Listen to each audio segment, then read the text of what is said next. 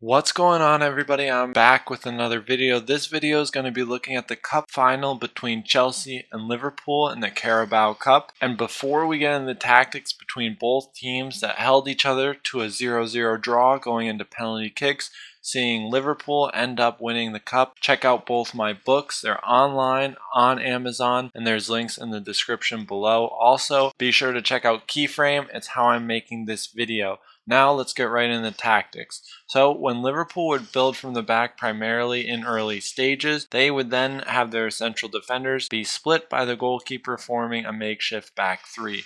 Then this was to counter the very narrow front three of Chelsea, trying to split the field and set a high level of spatial control around the holding midfielder and dropping number 8 of Liverpool. As we see, Conte would be the player jumping using man orientation against any midfielder, dropping deeper for Liverpool, and Marcos Alonso would be the jumping wingback to then create access to the fullback Trent Alexander-Arnold, who's just off our screen in the wide area.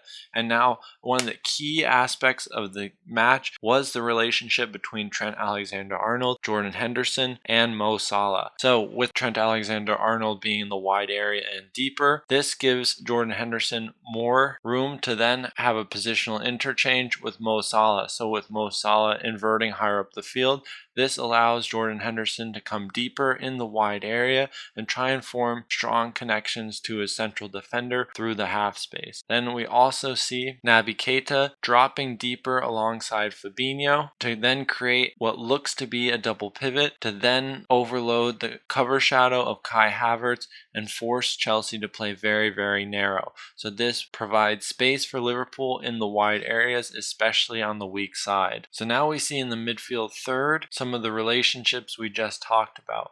Now we always have our two central defenders primarily playing in the central three corridors, but now we have Fabinho also as a staple and a placeholder between his two central defenders higher up the field. And against Chelsea with a very narrow front three and a 5-2-3 that would then become a 5-4-1 in deeper areas, it's very important that we look at this in the context against Chelsea's defensive setup. So with Fabinho as a holding midfielder, we have the half spaces alongside Fabinho being key areas for movement, and these spaces are used by Liverpool to start their rotations and create and manipulate the Chelsea defense to then play forward. So here we have Naby Keita coming forward, and we actually have Andy Robertson going higher up the field and pinning the last line of defense. So this is how we're able to then get Luis Diaz free and alone in the wide areas for him to have space to run and use his qualitative superiority and potentially get isolated 1v1 against the Chelsea wingback.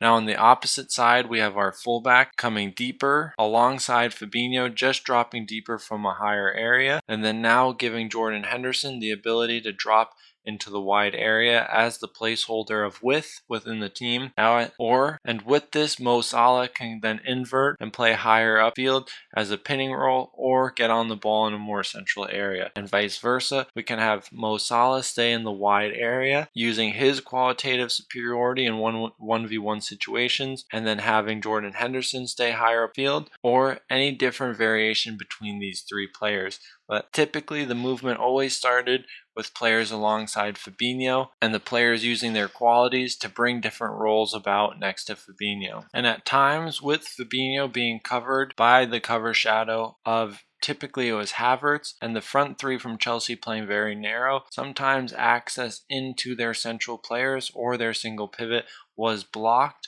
So this allowed for a player like Jordan Henderson to drop deeper just behind the first line of pressure for Chelsea and alongside Fabinho. This would then create a strong passing connection in the midfield third from Joel Matip into Jordan Henderson, and then allowing him to use a third line pass or playing as a connection point between his central defender and now Trent Alexander-Arnold, the fullback. This would then be an easy source of wide progression for Liverpool to then break the first line of Chelsea's pressure. Now with Luis Diaz, Mo Salah, and Sadio Mane all starting in the same 11, we see a different role for Sadio Sadio Mane playing as the false 9. So we have our back 4 with our fullbacks in a more natural wide position, creating dual width with their wingers Mo Salah and Luis Diaz. But here we have our midfield 3, our 2 8s playing higher up the field and in the blind spot of the Chelsea defenders. But now we have Sadio Mane playing as the false 9, dropping deeper and creating an overload around the 2 holding midfielders of Chelsea. So as we see